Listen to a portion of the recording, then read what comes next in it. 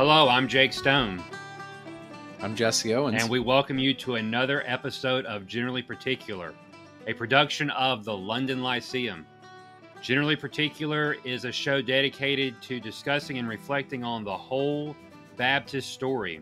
We are a show by Baptists, about Baptists, and for Baptists, as well as Anglicans, Methodists, Presbyterians, Lutherans, and our spotlight for today is the old hardshell Baptist, the primitive Baptist.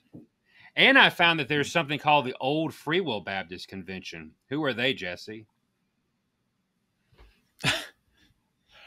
Really put me on the spot. Yeah. I'm not even entirely sure what you're referring to. The original Free Will Baptist Convention. Yeah. So there are original Free Will Baptists, and so the original Free Will Baptists are based mostly in North Carolina and some in South Carolina. There was a split of the Free Will Baptists in that region in, I think, the 1960s over church governance. And some of the churches there were more connectional in that the local association actually held the deed to the property. There were some other things that they disagreed on. So those who were more connectional left the National Association of Free Will Baptists and are now known as the original Free Will Baptists. Okay. So I'm a Calvinist Baptist. Jesse is an Arminian Baptist. In the 17th and 18th centuries, we would have been known as a general Baptist and a particular Baptist. And so we've brought those together to form Generally Particular. And yes, I caught Jesse off guard because I didn't do our intro exactly the normal way, but you know, I've got to keep him on his game. So you're good at that. Yeah. So today's episode is on populist or institutionalist. Which way shall we go? In Baptist life, there has always been a tension between kind of these two concepts. For a people committed to purity and faithfulness of the church, some might think that it would seem appropriate that Baptists are ardent institutionalists who want to see an institution, in this sense, the church, thrive and prosper. We as Baptists would then be interested in building institutions that would enhance, in the words of Andrew Fuller, the armies of the Lamb. Yet, it really is in our DNA to be populist. Now, I want to make a note here. I reached out to one of my professors at Southern, Dr. John D. Wilsey, who is an American historian by training.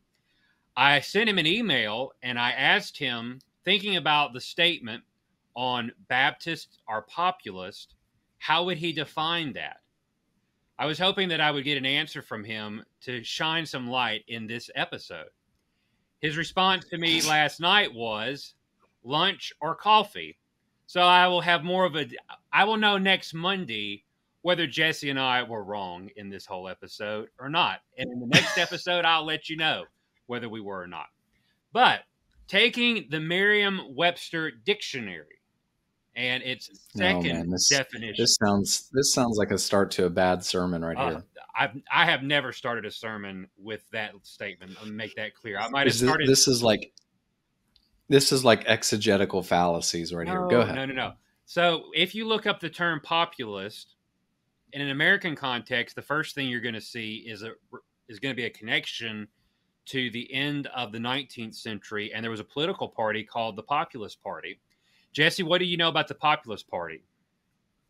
The answer is, ladies and gentlemen, he doesn't know anything about the Populist Party. I don't know much about the Populist Party at all, but I will say the one of the Republican debates is coming up, and so we're talking about all this populism, and I was thinking you might get off into some sort of politics about whether or not Republicans are populists and things like that. Well, but I guess we're going to keep it strictly. Well, since you mentioned it, I will let the audience know that the DNA of the Republican Party is populism because Abraham Lincoln was what we call a classic prairie populist in some ways. And definitely, I would say the trajectory in many ways I would say somebody like Ronald Reagan was a populist. In fact, he was fighting against the institutionalists of the GOP. But I know our audience did not come to hear me talk about those things. Um, No, but I bet it could get really interesting if you went beyond Reagan and got a little more into, I don't know, let's we do say history. We do history here, 2016. not contemporary issues. Um, Okay, we don't get in trouble if we stay with those who are dead. that's So, true. uh, but the populist political party morphed into, in many ways, the Democratic Party of that era, led by Williams Jennings Bryan, who was a very fascinating man, three-time loser as a presidential candidate, Secretary of State under one of the worst presidents in U.S. history, Woodrow Wilson. But they were both ardent Presbyterians. Big difference, though, is Bryan would have been a fundamentalist in his theology. Wilson was a progressive. But we're not talking about that populism. We are talking about the second definition in the Merriam-Webster dictionary, which says, quote, a populist is a believer in the rights, wisdom, or virtues of the common people. Now, I would say that statement captures in many ways the heart of the Baptist movement in both England and America. If we were to put a theological term on this, we would say it is the Baptist embrace wholeheartedly of the priesthood of all believers. Would you agree with that, Jesse? Yeah, no, I think that's it exactly. Is their embrace of the priesthood of all believers and the application of that to the church and to ecclesiology, and that's not to say that there isn't any distinction and that we don't have offices and officers, right? Thinking about elders and deacons. So it's not an elimination of all distinction or of offices. We're not brethren or something like that. But it is a recognition of the Bible's teaching on the priesthood of all believers. I think that's exactly it. Okay, so as we're thinking about this today, and that there is a real populist spirit, I think another word we could use is grassroots. Has always been kind of the way that the Baptist movement has conducted itself, is that it is a grassroots, people on the ground uh, movement. That's one of the reasons that Jordan has such a hard time, because he's up in his ivory tower all the time.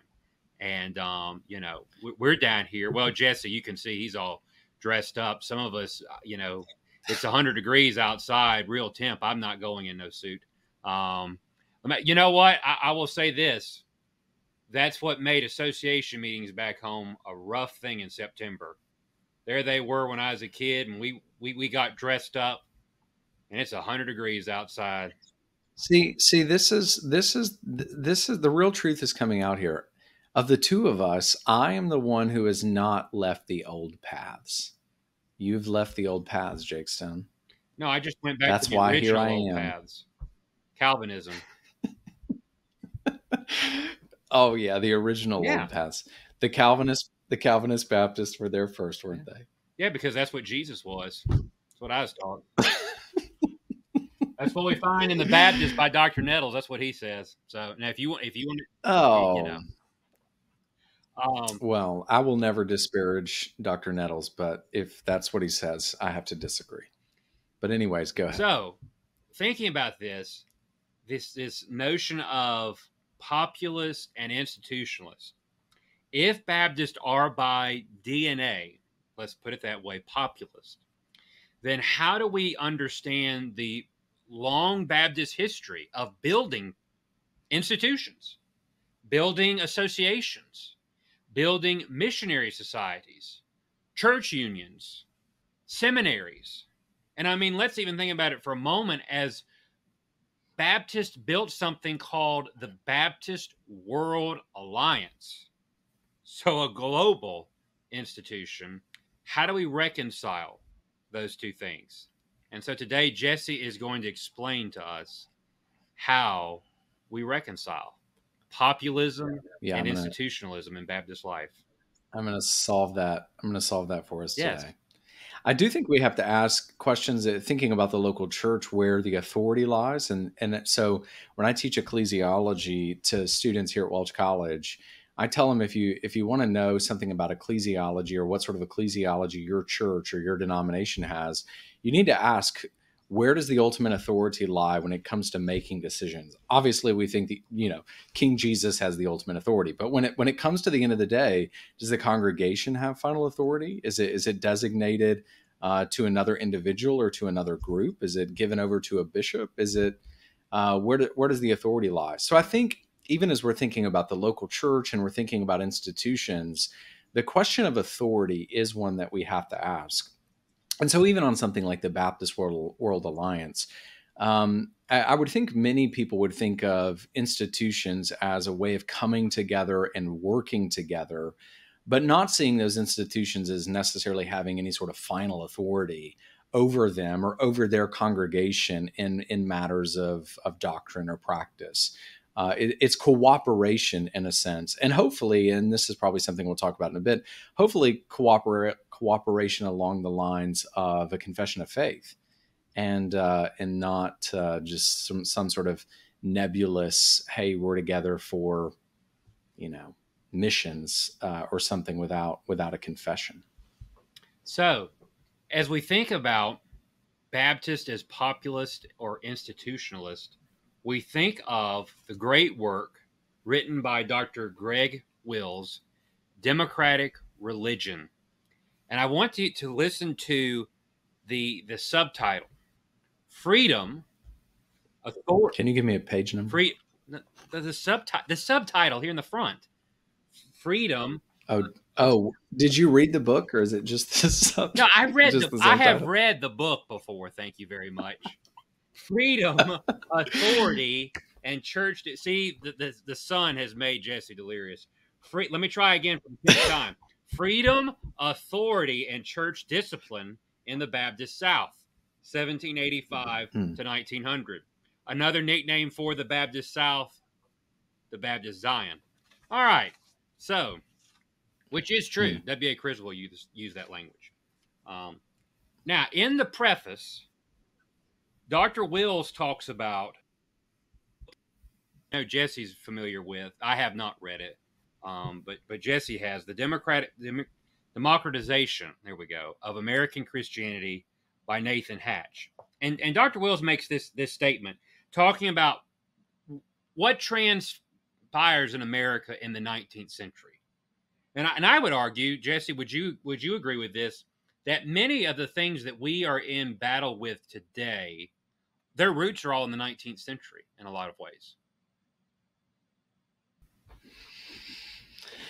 When you say the things we're battling today, you mean what?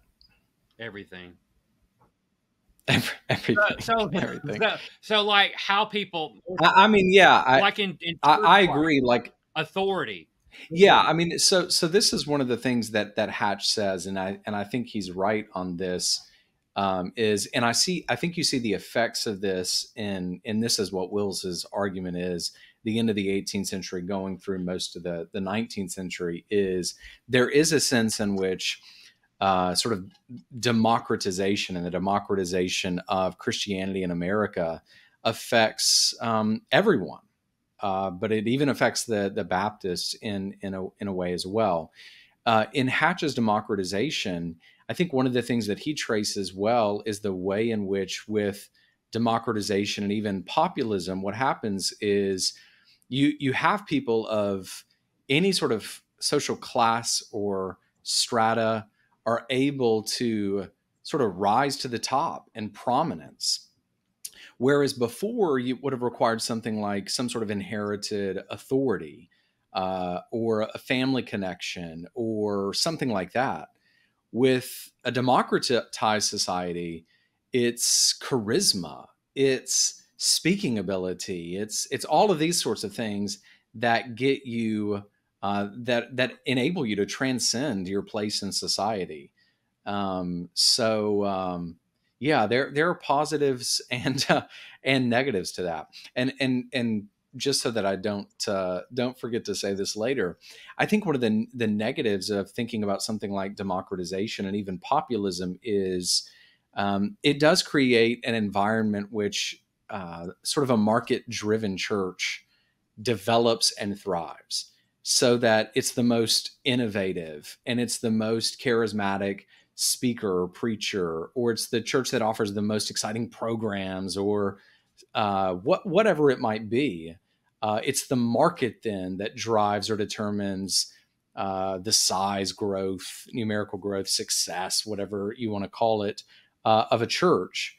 That is one of the downsides of populism. That is one of the downsides of democratization, that we see certainly in the American context, and it's ultimately what leads many to reject the idea of church discipline, which is what Wills is trying to sort of trace out. Is when you see the rise of democratization in the American context in Baptist churches, it's not that people become more moral and therefore church discipline numbers go down. It's that it's a question of authority. And ultimately churches stop disciplining people, again, not because people are more moral, but because the question of authority is there. Does the church have the ability, the authority to do these things? Do we want to call people's morality into question? And so you see a decline of church discipline because of the rise of democratization. Now, here's the interesting thing, is when populism produces pragmatism, then institutions will inevitably become populistic, in the sense that they realize that their only way of thriving and functioning is by making the masses happy. And so that's why then institutions will forsake, maybe they were built on them, but will forsake confessions and creeds, because that can be divisive and shrink the group. You don't want shrinkage, you want expansion. And so that's how that mindset then becomes, where you can have an institution, but in many ways it is a populistic institution in a bad way. Yeah, so that's right. So then the question becomes, when we think about confessions and creeds, that those are acting as some sort of binding authority that are sort of prohibiting us from having freedom. You know, it's the confession that's then acting like a paper pope, right? That's sort of the critique. Is in the words of John Leland, this it's like your Virgin Mary between you and God. We've vested this authority in this confession of faith, and it's acting as an authority over us, which obviously both of us think that that's an entirely wrong view of confessions and confessionalism. There is no sort of inherent authority in confessions of faith. All confessions, all creeds, at least for my part, possess a sort of derivative authority. They're derived from the authority of Scripture. So the authority is always derivative. It's never inherent. The question is the confession, is the creed consistent with the teachings of Scripture? And only insofar as it's consistent with the teachings of Scripture does it possess that derivative authority. But there's never any sort of inherent authority, although people would probably disagree with me on that, on the confession, on the creeds, the early creeds. Well, let me make something clear here for our audience. I have never once in my life believed that the Second London Confession is inerrant. I've seen people beat people over the head with the 1689, as folks like to say, in a way that maybe it seemed like they thought it was inerrant. But I don't think Jake Stone does that. Look, I tried that with you once, and I could see that would be fruitless. So I just prayed. Well, I just tried to make it sound like it was other people. You could have just you didn't have to name yourself. I just want the facts to be clear. So, okay, back to Dr. Wills here. Here's what he says. He talks about this new nation, popular preachers. We'd say really the Second Great Awakening in many ways. They embraced the democratic ethos of the new nation and recast the gospel in a new, populist, individualist form. The gospel best suited to Republicans, and that's lowercase r here, was anti-clerical, anti-authoritarian, anti-creedal, and anti-Calvinist. Now Jesse doesn't mind the last one there. So I try. I do my best to not be anti-Calvinist. I'm gladly Arminian. I would like to say Reformed Arminian, but I do not. I do not cast myself as being he just uses the anti-Calvinist. term rigid Calvinism in his papers and journal articles. Go ahead. Yeah, I just prefer to think of Fullerism as Calvinism. That's my preference, but okay, so this does bring up an interesting question because I think what Wills is saying is there's a sort of populism and a sort of democratizing of Baptist in the American context that is not consistent with what you find earlier in the 18th century or in the 17th century, I would say in the American context or in the English context. And I would dare to say, and I think Hatch thinks this too, and I would assume that Wills does as well, is that some of this is due in part to the anti-clericalism that you find in the First Great Awakening, even in someone like Whitefield. There's even as an Anglican, there's a sort of anti-clericalism, and you certainly find it in the Second Great Awakening. So that this anti-authoritarianism, anti-clericalism, is not consistent in Baptist life with probably what you would have found earlier. So Baptists would have admitted a certain type of authority for elders. It wasn't unchecked authority. It wasn't sort of a final authority in matters of doctrine or practice, but it was a sort of God-given, God-designed authority within the life of the church. And also that authority could be used to do things like discipline members. But what he's saying is there's a development in the American context, certainly around the time of the American Revolution, and I would say in the wake of the First Great Awakening, and certainly going into the Second Great Awakening, that creates something different in Baptist life than what you would have found before. So that's why I'm a little bit hesitant to call it all populism. There is a sort of democratization of really all denominations in America, including Presbyterians and other groups, that occurs in the 18th century and in the 19th century. But for Baptists in particular, there is an essential change that occurs that I think corresponds roughly again to the First and Second Great Awakenings, and even the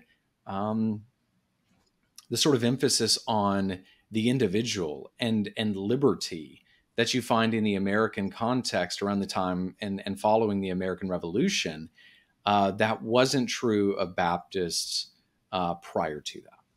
Yeah, and so working off of that, then this is what Dr. Wills says.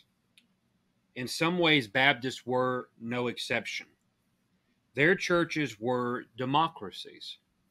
Their spirituality was egalitarian. Now, for anybody, flips out here, when he's saying egalitarian, he just means that in its, original meaning that everyone was equal in that Baptist congregation. Find it fascinating that we're living in a time here where people are saying that somehow women voting in a membership meeting and stuff like that is, we need to get rid of that. I don't know where they're at, what planet they're on. But that's always been a part of Baptist polity that's drawn from the New Testament. A lot of times, those are people who exchanged one form of fundamentalism for another form of fundamentalism. But yeah, we won't go down that rabbit trail. All right, but in the hands of 19th century, and his book is specifically looking at Southern Baptist. And by the way, when he does use that term, it's not just about post 1845 SBC, but Baptists in the South in general. Democratic religion meant a startling different kind of populism. Their democratic communities rejected much of the individualism that rose in tandem with the populist republicanism that swept the young nation. They honored their clergy. They were unashamedly authoritarian. That's an interesting line. Um, they were stubbornly creedal, and they defended Orthodox Calvinism. It was not until the early 20th century that the values of political democracy reshaped Baptist piety. And so, what I think we're getting at here is that there was a real sense in Baptist life where there was institutional authority beginning with the local church. And so, Baptists, I think we can argue and say that the healthiest that we have ever been or are at in the present is when we bring both of these things together, that we understand that the church is made up of people and we don't have rank and class and privilege. I think, we are so ingrained and formed by our American context and really we would argue a post-enlightenment where, everyone is born, there's nobody who's born noble in the sense. And yet, if we go back 400 years ago, it was ingrained and taught and believed that there were certain people that were royalty and aristocracy, and they just were born and they were a totally different class and station than the rest. And there's no way that I would ever ascend to those heights.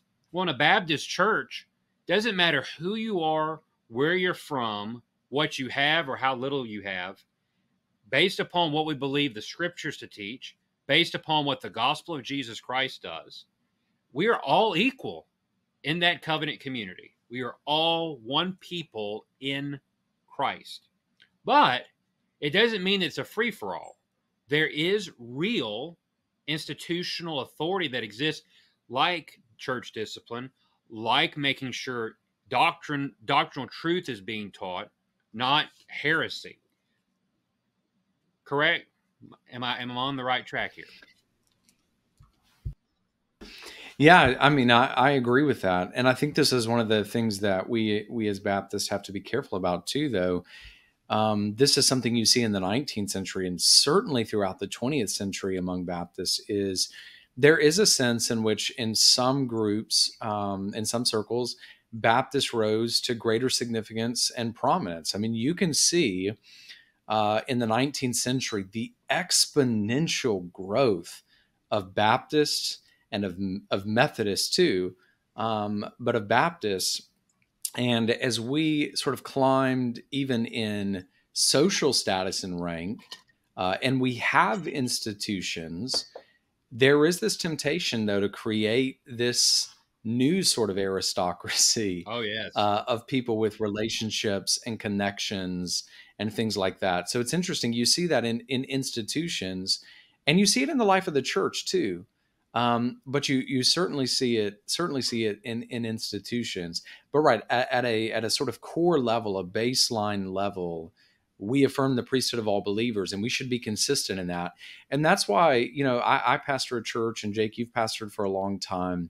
That's why in a lot of the significant decisions that we make in the life of the church, we need to make sure that for the sake of expediency and efficiency, that we're not taking power and authority away from the congregation. There are subtle ways in which we can reject the priesthood of all believers within the congregation by just making all of the decisions as the pastor, as a pastoral team, or as a group of elders.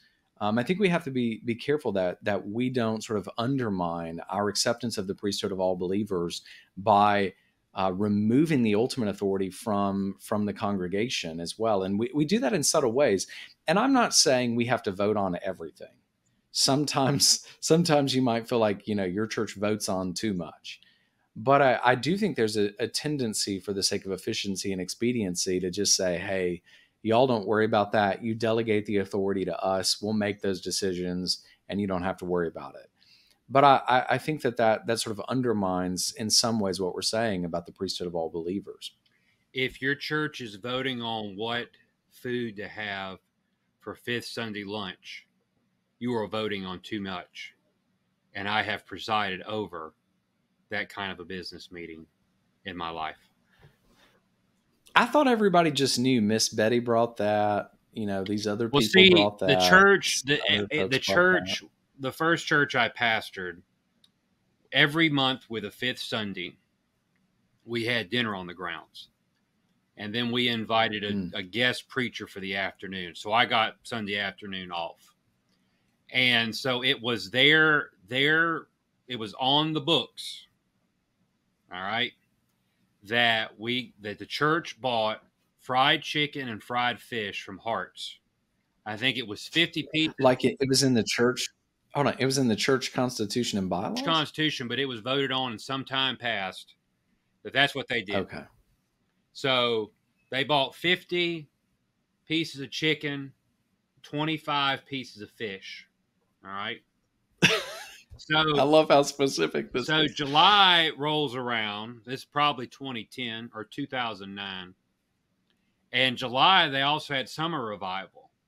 So we'd had lunch that Sunday afternoon to kick off revival meeting.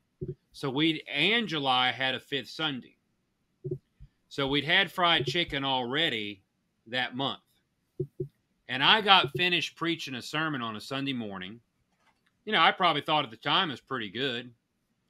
And we have the invitation. We have our song. And our custom was always, as you would say as the pastor, is there any other word or announcement before we dismiss? By the way, I one time had somebody resign their Sunday school office at this point. I had no heads up or anything. She just speaks up and says, "I'm resigning my office." So that was a curveball. But on this occasion, you got to learn all hearts and minds clear. You can't be doing that. I know.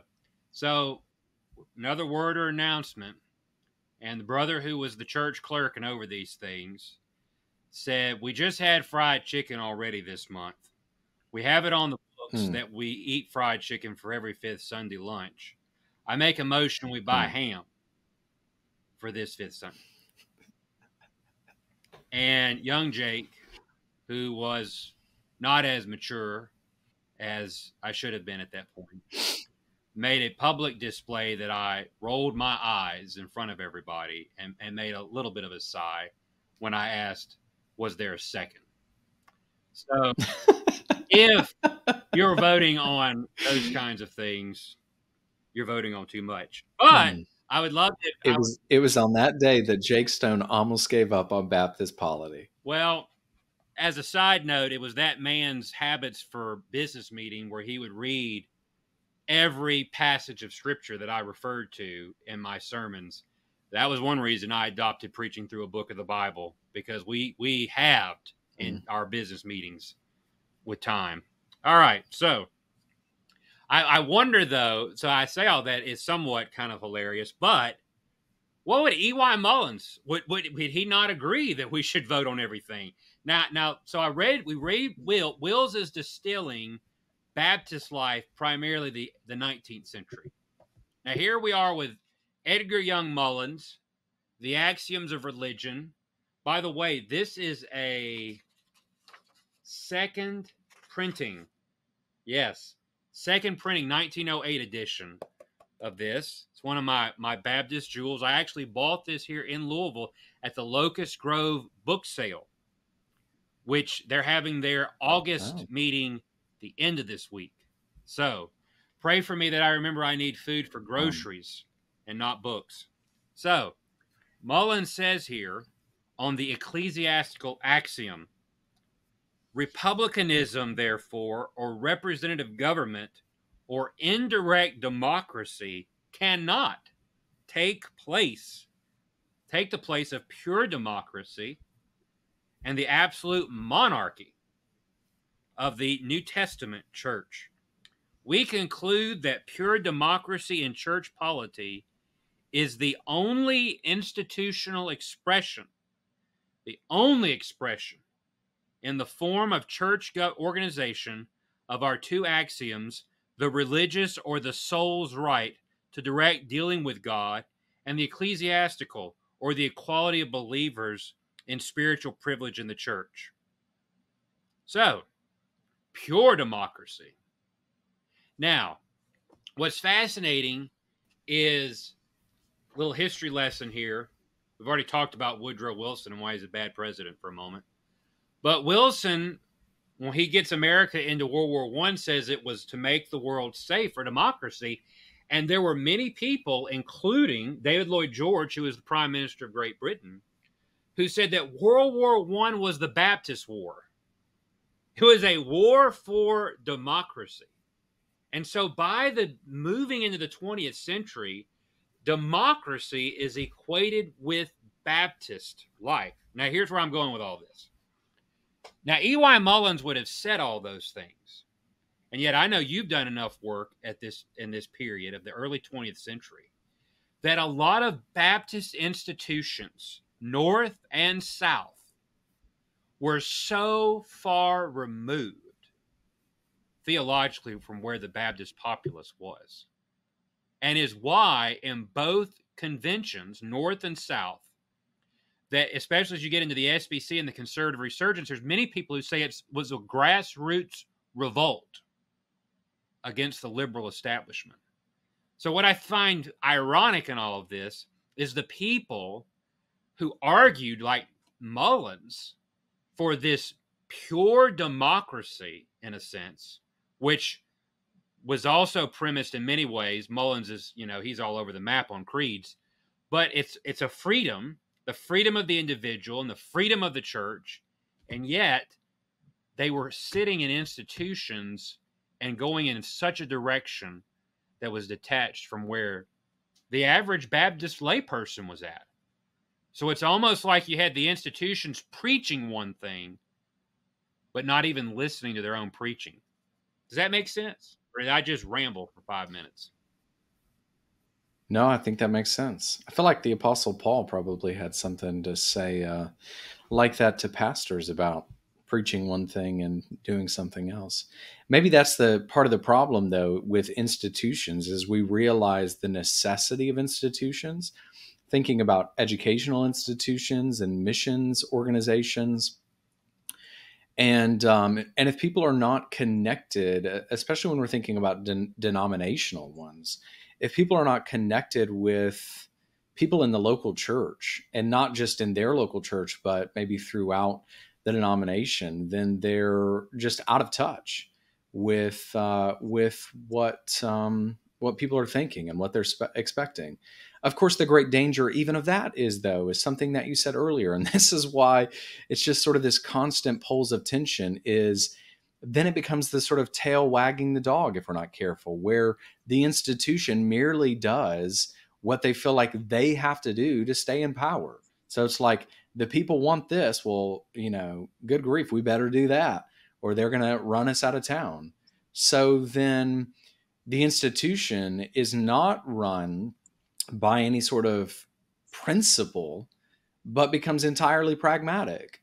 And it's based upon the desires of the people. So there are these sort of constant dangers that I think we have in institutions. In some ways, I think it's possible to deal with these things in a more succinct way within the life of the local church than it might be for denominational institutions and organizations like colleges and seminaries and missions organizations and things like that. But it's a bit of a minefield. Yeah, and I want to say this. Jesse and I are not trying to say we have the answers, because this has marked our movement since the beginning. I mean, we talked beforehand. I mean, if I take somebody like Isaac Backus and John Leland, I think you can make a case for those two men that Backus was both men were populistic. I mean, Backus is waging war against Massachusetts, and it's, clerical tyranny. And yes, that's what it was. It was tyranny. And, the establishment of church and all of that stuff. So he, as a Baptist, he's fighting against this behemoth. But what's fascinating is that he does it primarily as the agent of an institution.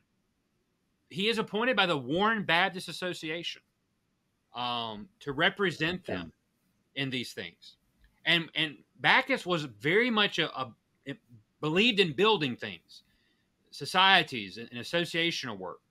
Leland is, I mean, he's a full-throated populist. He goes years before he's officially ordained because he thinks it's too, hierarchical and all of that kind of stuff. And I mean, he's opposed to missionary societies, which that's a whole nother episode for another time. But that's always been. If you come to Southern Baptist life, James P. Boyce and John Broadus, founders of Southern Seminary, presented an institutionalist mindset. Well, one of their kind of chief, I don't know, nemesis sounds like a strong word maybe for some of our landmark listeners. Let's just say he was sometimes an opponent. And that would be mortal enemy. No, that'd be too strong. J.R. Graves. All right. Graves in the landmark. Mortal enemy. No. Graves, I mean, he looks scary. I mean, if you look at pictures of him. He is scary. Well, yeah. Not as scary looking as Charles Finney, but he's still pretty scary looking. Yeah, Finney's on a whole. Finney looks demon possessed. He looks like Kenneth Copeland. I mean, if you watch Kenneth Copeland, I mean, little side note here. When I don't think we're going to have to correct any. I don't think we're going to have to correct any listeners of this show for listening to Kenneth Copeland. No, but I will say in high school, I used to do something to antagonize my mom when she was getting ready and everything. Is I would put Kenneth Copeland on. He came on at 6:30 in Mississippi on Channel 15. And so I would put the believer's voice of victory just to annoy her. And, but I mean, if you watch him and look at him, the man's demon possessed. All right. So, but back to J.R. Graves, who I am not saying was demon possessed. I don't think he was. I think he was a believer. But Graves and landmarkers were populist. But I think one can read between the lines at times that they were populist, but they wanted power too, which is often how this works as well. Okay, and that's the point. That's the point, right? Is like even when people are anti-institutional, sure. Yes. they separate, they withdraw, and then they create their own coalition and create their own institutions. Yes. So here's what I think's the answer. I think the answer is found in that institutions must be confessionally based. And I think at all possible, I want to tread carefully in how I say this. At all possible, there does not need to be a financial incentive. I mean, I think about, for example, Andrew Fuller, catalyst, builder of the Baptist Missionary Society. He is the first secretary-treasurer. He didn't do that and get paid. He was not making money from that. He was doing it. So you mean, by the way, you don't think there should be, you don't mean that people shouldn't get paid. You mean, or maybe you do. I think what you mean is there shouldn't be like exorbitant salaries. Yeah, that kind of stuff. It shouldn't be where essentially the funding of the institution is to fund a hierarchy in that institution, in a sense. And the mission for that institution gets lost. I think that's where too often, when these institutions become about not just maybe financial gain, but it's about power, I think these things need to have, for lack of a better term limits, in a sense. And where I'm talking about, like, big organizations. I'm not going to name names because I don't want to start World War III. But, I just think that it would be better if in Baptist life we remember the local church is important. Then I would argue above that an association of churches with real people that and are invested in. And even in those things, you've got to be careful that it doesn't become about some institutional power.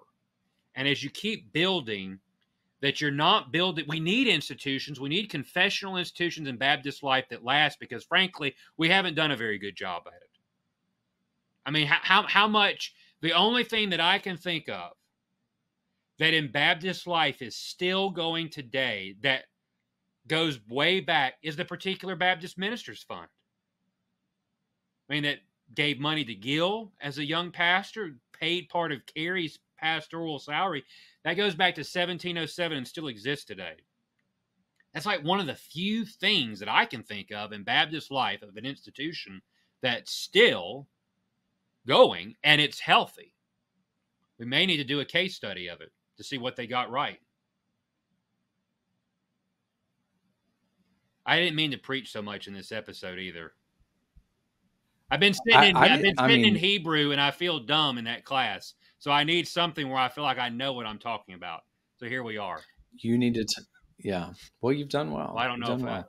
I have to say, I didn't expect you to come out in this episode defending E.Y. Mullins and pitching the Particular Baptist Fund. There you go. Well, I wasn't defending Mullins. Good. I'm saying I think no. What I'm saying about Mullins is I think Mullins said all of that about democracy and Baptist life, but I mean, in so many ways, he was detached. Well, he knew what they believed, and he paid lip service. But the school became more and more very unreflective of what would have been the majority sentiment theologically of the convention. Certainly by the 50s and 60s and 70s. That's easily the case. Yeah, no doubt. But see, this is the difficult of creating institutions, right? I mean, there's just over time this process of sort of crystallizing that occurs, and it leads to the kinds of things that we're saying shouldn't happen. I do think there's a sense in which we don't want anarchy by any means, and I feel like some people are kind of advocating for that these days, even in Baptist circles. And there's always going to be a group of people who say, well, the people up there, they're just out of touch. You know, some people are going to say that no matter what, right? And I think we have to realize that. Yeah, that's right. Those fat cats up there at the seminary in their ivory tower offices, you know, their fancy offices over in the library, Jakeston. Well, I'll be glad to send pictures of my office. I don't have one. But so there are going to be those people who always sort of lob those critiques. But I do think one of the values of Baptist institutions, if they're run in the right way, and in the same way if local churches are operating in the right way, is there are means and methods for reform. There are means and methods by which individuals and groups of people can make their desires known and heard, and even bring about institutional reform and institutional change, which is what happened even like at Southern Seminary. You know, it's hard to imagine that sort of transformation could occur in other settings. But when the denomination is able to, the people in local churches are able to pull the levers and get people in places to bring about a certain change, then that's a possibility. And what was the key is the foundation of the institution was confessional subscription.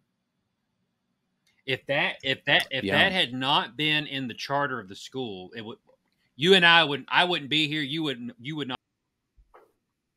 The turnaround wouldn't have happened.